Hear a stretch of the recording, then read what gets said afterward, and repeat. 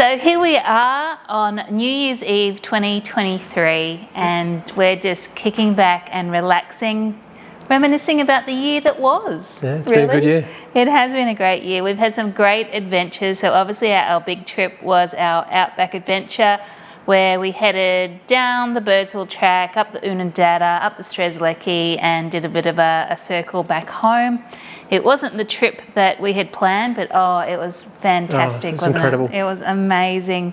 And we did a lot of trips close to home, just some smaller overnight trips as well, which were equally as fun and great. Some great trips, and some great people as well. Yeah. So a lot of it, just the two of us, or four of us, but there was also there's some great people. Yeah, we've had some great group camping trips this year, last year, whatever year we're in.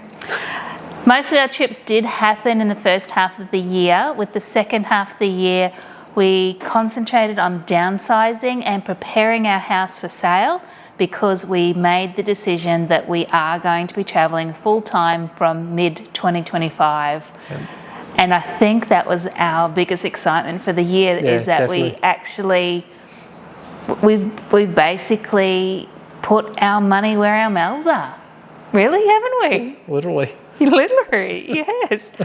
Yes. It's not scary at all. No, and because we've actually made that decision and we're firm on it, we've set our intention, so to speak, by putting a deposit down on our lifestyle Recon R2 SE hypercamper. So that was massive, and that's going to become our home on wheels. I'm just really, really excited. It's as we said in our reveal video, it is daunting, but it's so exciting too. Like, I still don't even know how we're going to fit everything we need into one camper and a ute, but we'll do our best. One good thing, we've got roughly 12 months to prepare, because our van is being built. Yeah. So we've got a great lead time to help us adjust to what's going to become our new life. Yeah, exactly. And like you said, with the time, we'll do heaps of shakedown trips once we do get it, because even when we do get it, we'll have some time before we head away, hey? Yeah, I can't wait. So what we've done, we've actually written a list of questions for each other, which we're going to fire off. So enjoy our chat. Yes. All right. Do you want to start, ladies first? I will start with my pen and my notepad. No, what do you call this thing? Clipboard. Okay, so Maddie, what was your favourite camping or four-wheel drive trip that you've done in the past year? Favourite for me, bar none, was definitely the Outback trip. That was by far my favourite. Probably the one, if we're going to say I'm going to be cheeky and say two, because I think the Outback trip, there was so many firsts. It was really exciting to go a place I'd never been, but also Delicate Bay or Delicate Beach. Delicate Beach. That blew me away. I was not expecting it. I've got to be honest with you. I wasn't expecting much when I went there. It was just one of the few places we could go to easily with the girls. It was somewhere different. That place blew me away. As much as we try to go to new places all the time and not go back to the same place all the time, I do want to go back there. Oh yeah, I want to go back there. And go back there with some time. Yeah, because I actually was studying for a job interview on that camping trip, which I got the job. So we didn't explore a lot because I was tied to the study books. I did a lot of stuff with the girls, so it was just the three of us off doing stuff. And Leisa was, sitting on the beach studying, which is a really terrible place to study, isn't it? It was a terrible place to study, but it obviously worked for sure. What was your favourite? My favourite? There's too many places.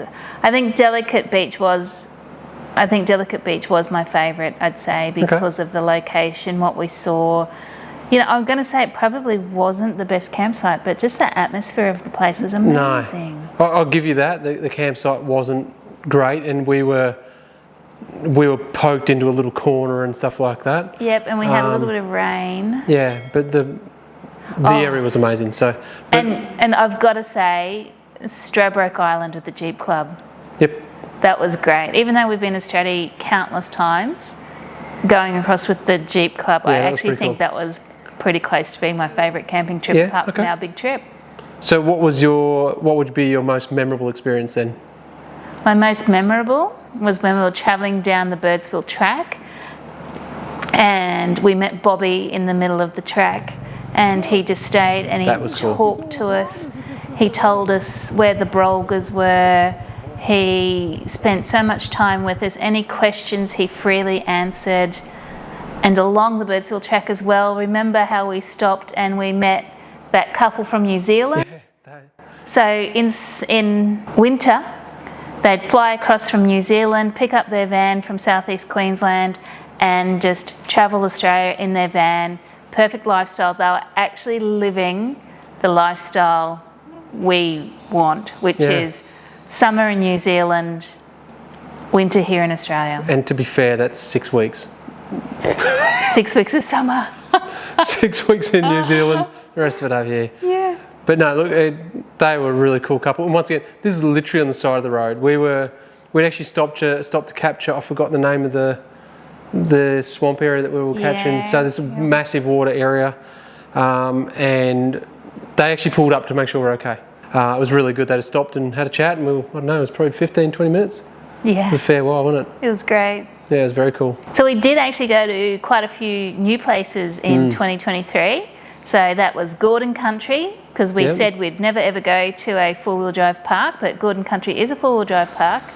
But we were there, and we went to Kenilworth and explored Imbil State Forest.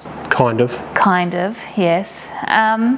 So we did explore lots of new places. Was there any place that you want to head back to? I definitely want to go back to Kenilworth to do Imbil again, just to actually properly do it, because there's so much in there that we just couldn't get to because of the unannounced forest closure. Gordon Country is a bit weird for me because I've now been there twice. Gordon Country is a place where you go with mates to get away with mates. Yeah, I still don't consider myself a four-wheel drive park person, but had a lot more fun there than I expected. I was actually quite surprised. Yes, I'd go to Gordon Country happily again if we're going with a group. I wouldn't go there on my own. No. But definitely go in there with a group of mates. Absolutely, it's a great campsite, everything like that. If we're talking about going places again, I want to do Unadilla properly. Oh yeah, because we only touched on it. So to me, that's, and honestly, the other thing too is I really want to try and find and do the old Strez. Yeah. It's going to take a hell of a lot longer and it's a lot harder, but I do after doing the Strez. Well, they now realise it's the new Strez. There was way too much bitumen on it for my liking. I'm definitely keen to go back and do find and do the old Strez, which I think we'll have to do it from Inaminka end, because I know where it comes from, that end. True. So that's probably what about yourself? Look, I know we're going to head back to Stradbroke because it's just across the water from us. It's a given. It's a given. That might be the first beach camp with a new recon. True. And I want to explore Imbil. I think there's some places up there that we'll actually have a lot of fun in. Obviously, Delicate Beach. Yeah. Yeah. Lots of places, actually. And I just think anywhere where mates invite us. So, Toki, what happened to Sarge? We were out at Charlotte Plains and we weren't happy with what was happening with what appeared to be the tray separating from the cab. What happened there? It actually, I think it definitely started earlier. I'm not sure, I can't actually tell you when the issue properly started, but looking back, it's funny, going back looking at the footage, if you look at the footage over that whole series, Sarge is getting lower and lower and lower at the rear through most of the trip.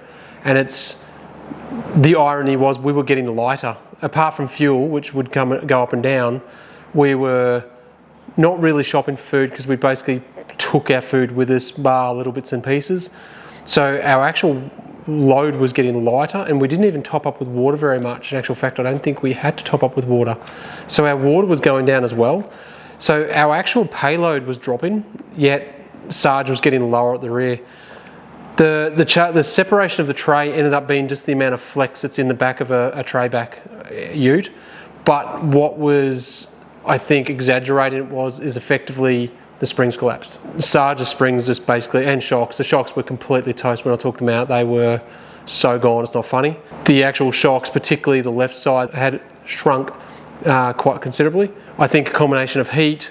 I definitely think that manoeuvre to miss that camper, that caravan's solar, etc., that probably didn't help it. I don't know if it did or not. I think that's probably what did it. I'm glad that's what it was, because I genuinely thought we had actually bent the chassis. Yeah. I thought we'd had either cracked or bent the chassis. I didn't know how, but I figured something bad had happened. So saving grace, like good and bad. It was bad, but it just meant that came on a bit sooner. Yeah. Yeah. So what difference is the new suspension and the airbags going to make to the car? It's a good mixture of firmness and still decent ride capability, a bit of compliance on the road. The reason we went airbags is because we knew that we were going to be towing. We didn't know that we were going to be towing a bigger camper, but we obviously do tow the camper a lot. So we didn't want to have a situation where we went really hard and we had that situation where the bum's right up in the air when we're not towing. So the airbag was why we went down that path, and I've never had airbags before, and I've got to be honest with you, I love them. Not that Sarge is going anywhere, but I can't imagine not having airbags in a car in the future. It really does give you the best of both worlds, in my opinion. Short of actual proper airbags which replace all your springs and everything like that, these helpers are amazing, and they will be on every car I have from now on. So we did have some issues with the camper as well. We had a few things break on that, like the struts. So it runs 4 struts, so 2 struts each side just for the opening. So to make it easier, just sheared off. Basically sheared a bolt off one side. So thankfully it was the smaller of the 2 struts, which wasn't a major deal. We could just undo it, put in the thing, we brought it back and actually fixed it when we got back. But it just meant that it was a bit harder to open, a bit harder to close. It wasn't much, but it was a little bit. Still do it on your own, but it just made a little bit of difference. I was going to say, with that strut, didn't you receive amazing, great service from someone yes, who... and I'm so sorry, but off the top of my head, I cannot think of the goddamn business name. I'll pop it in the name down the bottom here, because I genuinely can't remember their name, but they were fantastic. I went over there expecting to buy new struts, everything like that. Handed it to him so we get the right dimensions, everything. He went, let me just check that. Took it out the back, checked it, went, there's nothing wrong with this. I'm just going to get you a new end cap. Came out with the end cap. I'm here, okay, ready to pay. He goes, no, don't worry about it. So yeah, fantastic. And they're a local Southeast Queensland business. Tingalpa, yeah. And they ship all around Australia. So if you're in Australia and you need struts, please support these guys. We're not affiliated with them, but they're absolutely fantastic. They were really good. Yeah, really good bunch of guys. Nice. So, yeah.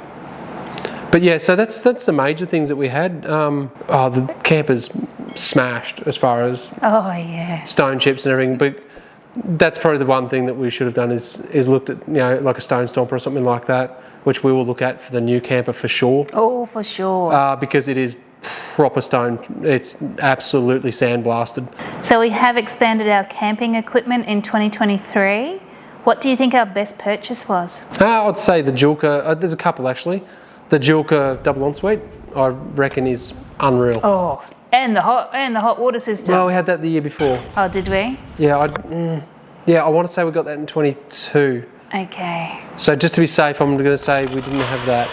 Oh, we had that. I love it anyhow. I do love it. They're both fantastic. They've changed the way we camp. The other one too is our big tri floodlight. Oh yes.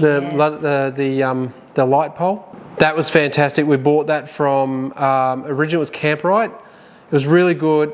It started playing up actually at the Kenilworth weekend, and it wouldn't work properly, and then it just stopped, just died. I actually sent a message to Camperite, which is now called Not Lost. Sent a message to him on Facebook just while I was there. Hey, this is what's happened. More so thinking, have you got a suggestion I can look at, etc. They went, no problems at all.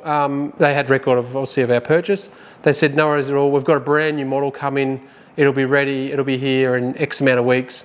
We'll put it on your name. We'll give you a yell when it's here. I think 4 weeks later, got a message to say it was ready. So we went and picked up this brand new light, just like that. No questions asked, just fixed it. It was amazing. And the new one's better because it's actually got the orange. So you can turn the light from white to orange just for bugs. But that, for a little simple thing, that is such a great light. It makes a big difference, especially if you've got a group of people.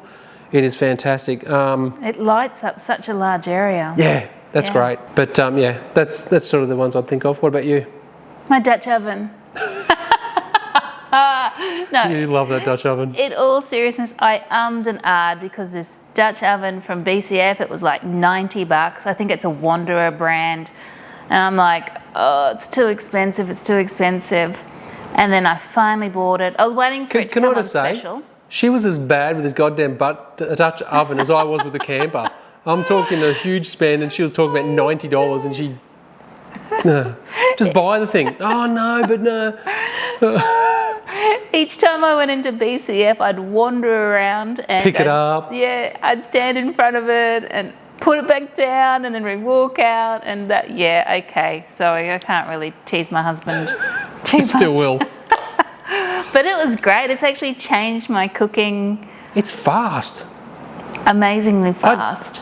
Well, to be fair, what happened the first time you used it? What colour did your food come out? Oh yeah, I burned everything. Oh, you burnt everything badly. It was black. It did. But it burnt, but it cleaned up so easily. Yeah. It was amazing how clean it came up. It was crazy how quick that cooks. Oh, it's great.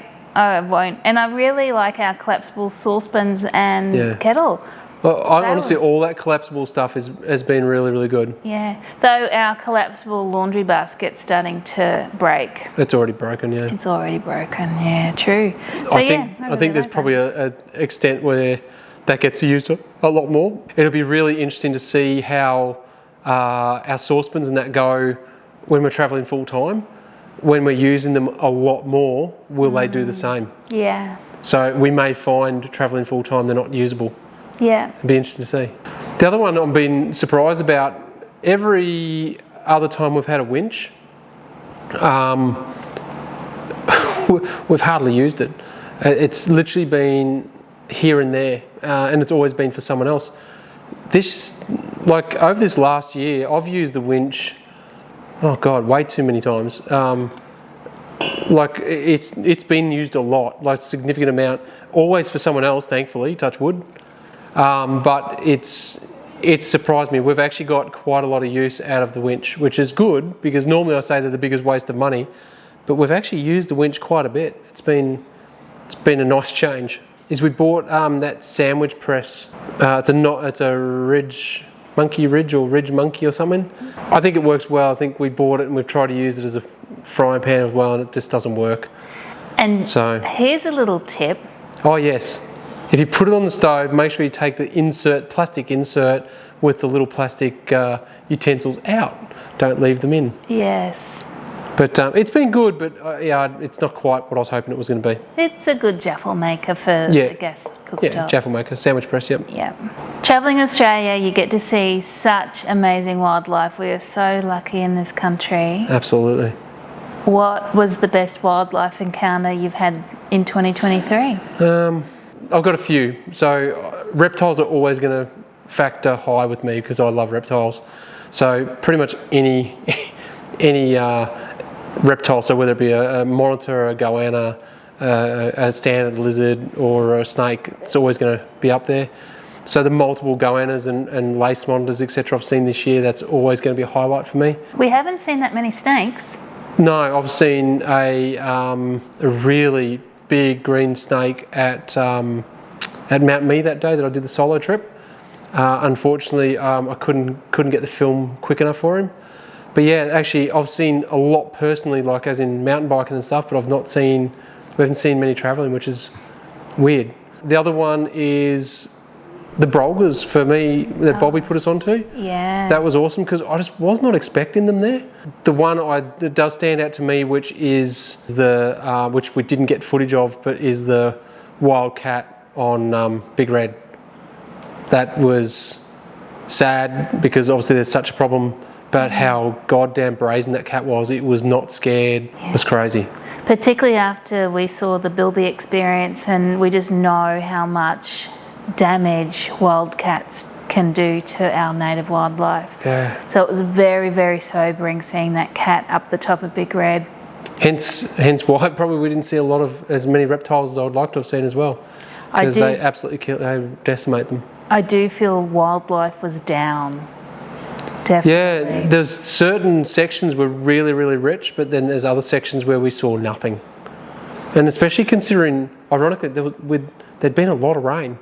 So with that amount of rain, there should have been a lot more actual wildlife out there, I thought. We saw a lot of emu on our trip. Yeah, actually, that's true. Actually, probably more emu than I think I've ever seen before. True. And the wedge-tails. We saw some wedge-tails, but it wasn't until we hit the Strzelecki that we saw the wedge-tails. Yeah, the wedges really came in hard from Strez on, wasn't it? Roos weren't too bad. Actually, the one thing it probably goes into that, but there wasn't a huge amount of wildlife dead on the road, which was good. But that probably proves the fact that there wasn't a lot of wildlife out there. There were some wild goats we saw as well. Yeah. And I saw a Major Mitchell. Yeah. I saw a Major Mitchell. Yes, I saw him pop his little pink head up and... She's going to rub that in forever. Great bird, fantastic bird. They're a very cool bird. Yeah, that's probably the biggest things for me, for the wildlife. Yeah. Those caterpillars on Stratty. The caterpillars on Stratty blew me away. I don't think I've ever seen them before like that, and that absolutely shocked me, but it was amazing too. It was incredible. What about you? Is there anything else that stood out? Oh, I'm still going to relive that Major Mitchell and your reaction of not seeing it. Oh, she's so loving to me. I know, but you did get to see a lyrebird. That's actually a good point. I hadn't even thought about that. Yeah. I just wish I could have got better footage of that. Honestly, I never thought I would ever see a lyrebird in my life, period. Apart from, if you go to a zoo or something like that. To see it and where we saw it was just random. It still blows me away. So, Lise, what was your favourite campfire of the year? It'll have to be your birthday campfire when we had everyone around and Darren sang the Filthy Jeep Adventure jingle and the kids were having a great time. My nieces were there having a great time. It was just fantastic. And of course, I'm not sure if you were on this trip, but one of the Jeep Club trips, and Dane brought out the magic fire. No, that was the one where you went out for the first time with Olive for the first time camping. Yeah. Don't forget, we also had the magic fire with Dave and Jen as well. Oh, at Gordon Country that time. The magic fire. So that was pretty cool. But yeah, look, you stole mine. I was going to say the exact same one. It's definitely for me. It was that last night of my birthday trip. That was such an amazing camping night. The fire, we had 2 fires going. They were amazing. They were really cranking, and a majority of those people had never met before that night. Do you know what I mean? So it was really cool to see them just chatting and campfires. They equalise everything, don't they? They do. I think every night around a campfire is great. I think every campfire is great. It's hard to have a bad one. It really is. So. Yeah. Nice. All right. What about weather challenges? What weather challenges did we face, and how did they impact our trip? Weather challenges. Well, the big one.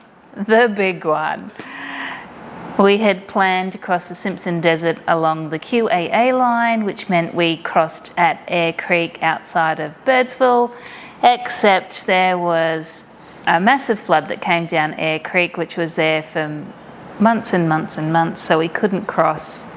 But it certainly wasn't a negative, because we are never going to see the desert in flood ever again. Very unlikely for us. For us, it was a once in a lifetime for sure. It's weird because we actually were really lucky. We're normally the rain gods. If we're going camping, it rains. We actually had a really good year in 2023, except for Stratty, but even that wasn't that bad. Yeah. Oh, well, with Stratty, it wasn't too bad. Yeah, we had a lot of rain through the night, and we got chased home on the last day by a storm.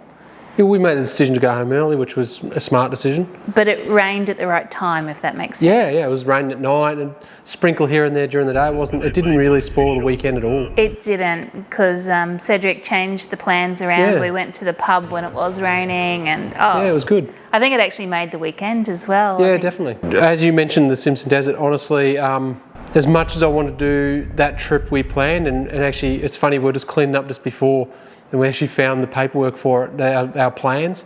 Definitely going to do that trip again. We're going to do it for sure, and especially once we're travelling full time, we can definitely do it. Yeah. But I wouldn't change it for a world, because that was an amazing trip, and to see Eyre Creek like that was just phenomenal. I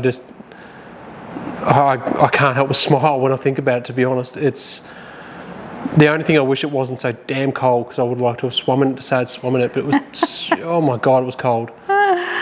True. And speaking of cold, Mitchell was cold. Oh.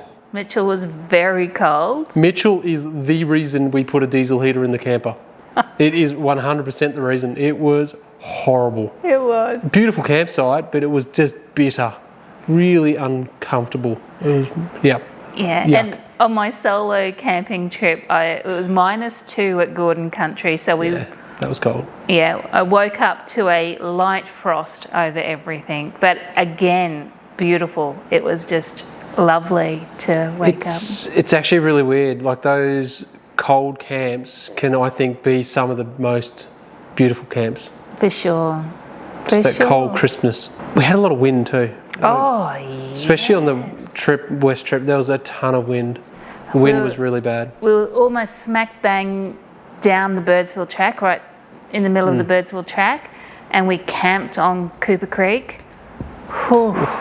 That was miserable. I'm surprised we didn't get tent damage on the camper. We basically set up, cooked dinner inside the camper. Yep. Yeah. That definitely would have loved to have had a caravan at that time. Oh, I know. It was horrible. And the wind at top of Dion's Lookout. Though that place was amazing. That was different. I can't explain it. I think the difference with Dion's, it was a constant wind. I know it sounds weird, but the wind was just didn't seem to lull. It was just constantly blowing. Whereas the one down on the Birdsville track, it was gusting, and it was getting that typical tent flap sound that you're getting. That was just like bang, bang, bang. So I felt that was different, and it was stronger than the wind at Dion's. Yeah. So is there anything you think that we need to better prepare for that type of weather? Dry as a bone. Yeah? For us, particularly for wet? Yeah. Yeah, I don't disagree with that.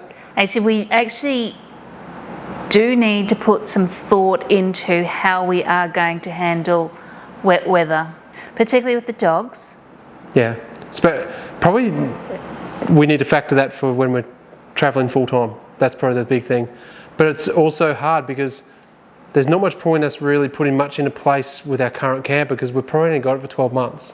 All right, another one I've got is lessons learned. I've got one. Oh, what's that? I've learned that I need better reflexes when someone throws a violet crumble at me. You gave me a black eye with a violet crumble. A little violet crumble chunk, yeah. I wish I could sit here and say that I didn't laugh. I did. I was I was mortified. I couldn't believe what I'd done, and it was not intentional. She asked for it, so I threw that to her, and you pegged it at me. I didn't peg it at you, but it was a good hit. It went clunk. It was the sound. It was the sound that I went, oh crap. Yes. So I need to dodge flying violet crumble pieces better in the future. So probably the biggest thing I've learned, or lessons learned I got, was no matter how much you prepare, things still go wrong. For me, what I'm thinking of specifically is the fuel. We were way more prepared fuel-wise than 90% of people out there travelling, and even though we joke about that extra fuel thing, honestly we had way more fuel than we should have needed. But we needed it.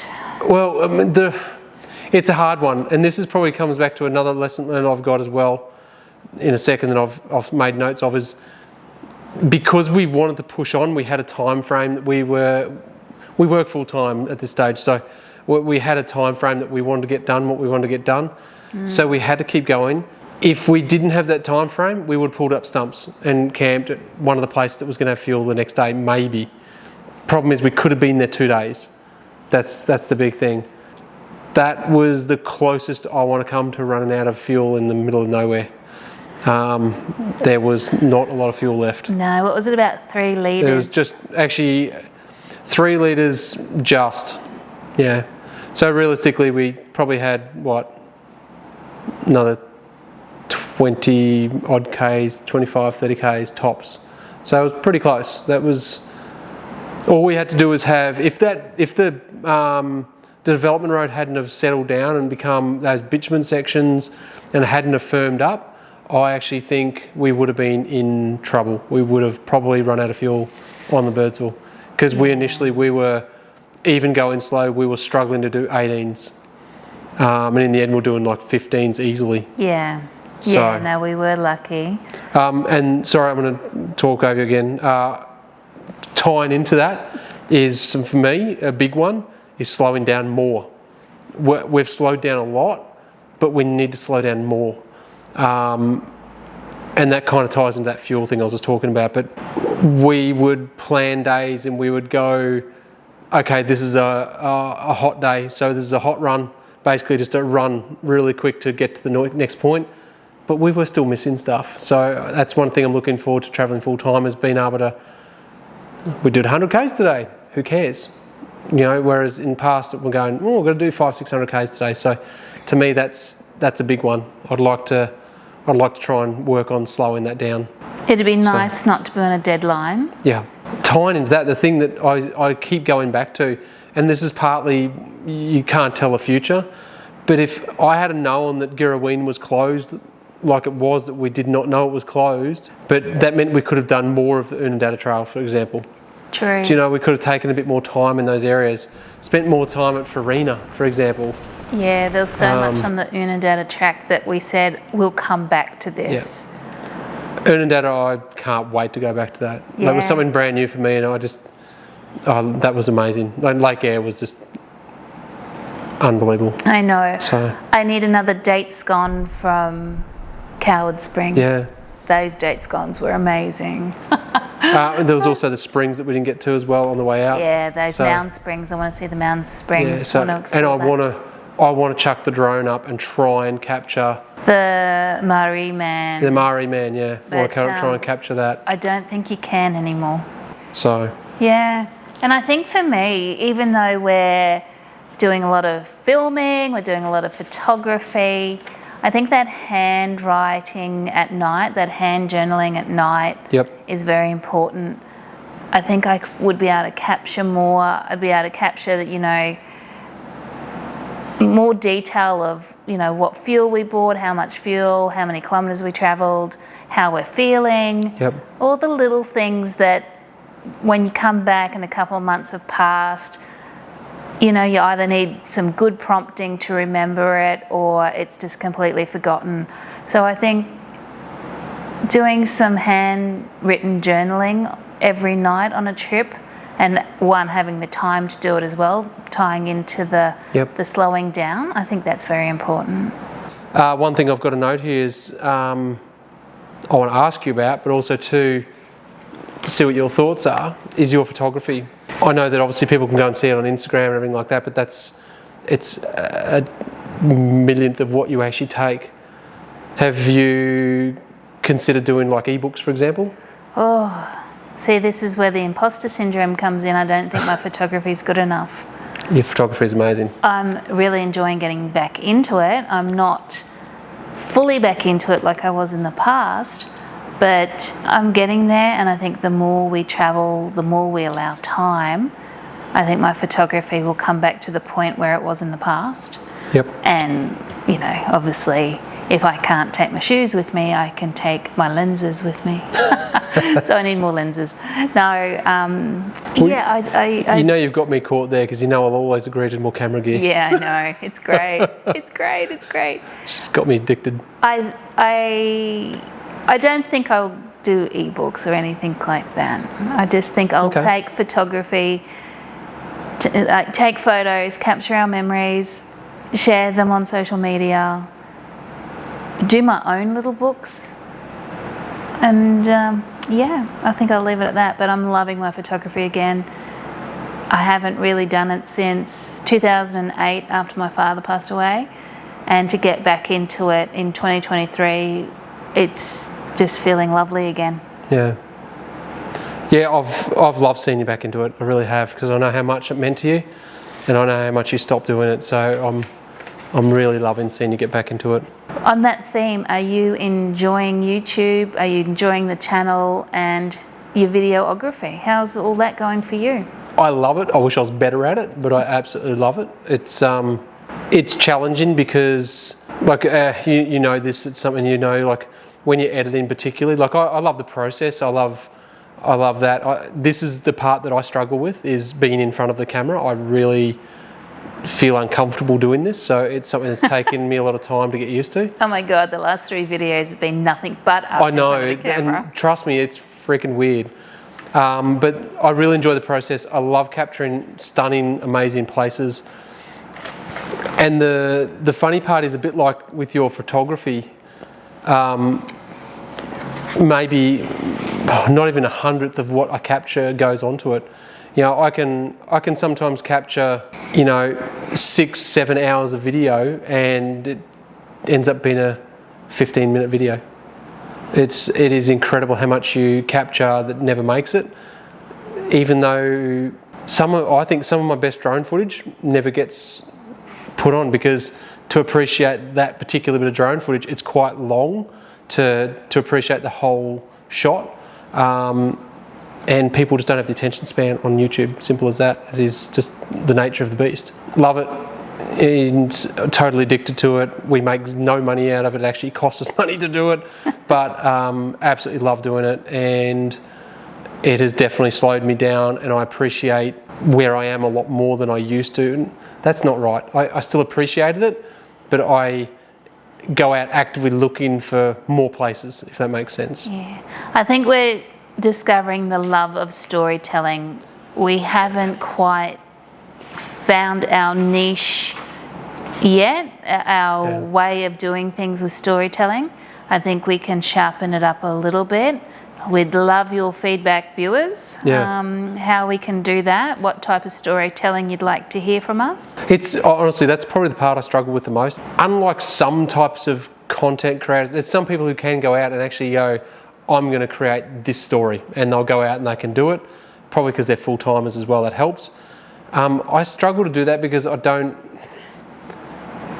ever want to artificially manufacture something. So anything that ever happens, it happens because it happened, and we then go from there. I would rather capture something that's true and organic than trying to artificially make something look way more dramatic than it actually was. All we know is that we want to show you pretty places and the pretty places that we've gone to. We've heard that you want us more in front of the camera, so we're just finding that balance. So I hope you're enjoying it, because we're loving it. We're not even at 1,000 subscribers, but who cares? We love it. But honestly, you do this because you love it. If you don't, I believe it will come out in your content, in my opinion. Look, this is a hobby for us. Yep. This is a hobby. And this all started to slow me down. This is exactly how this started, was to slow me down, and honestly to give us an interest other than just riding bikes for me, and just to have something else to do. Did we explain that, how Matt would just go from point A to point B in the fastest possible time? This is a horror story, and it almost brings me to tears each time I tell it. But Innisfail to Mount Tambourine in one go. Obviously we were stopping for petrol, but we didn't stop to rest. And I got to the Gateway Bridge and I was in tears because I was absolutely exhausted. That was Matt.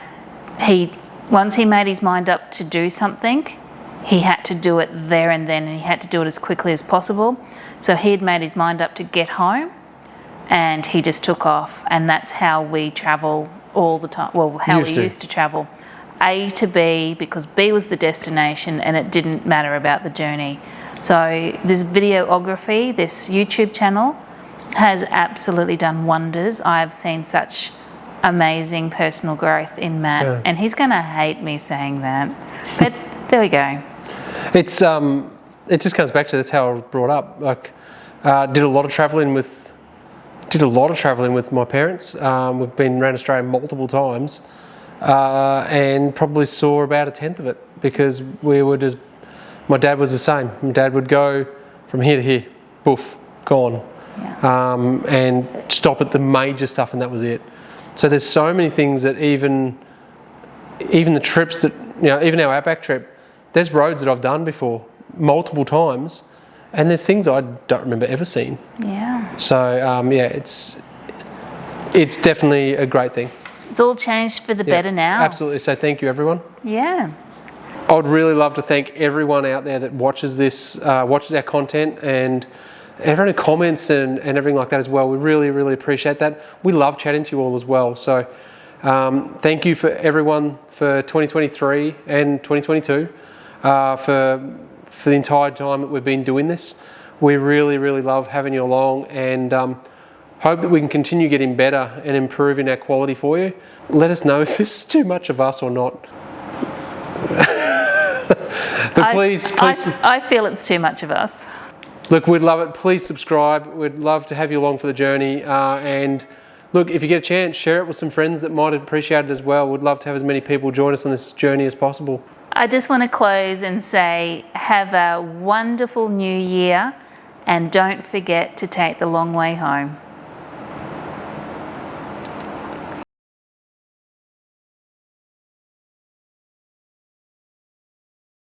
And that's a wrap. And that's a wrap. We really need to go out and do some camping trips because this stuff is just doing my head in. Yeah, it's so true.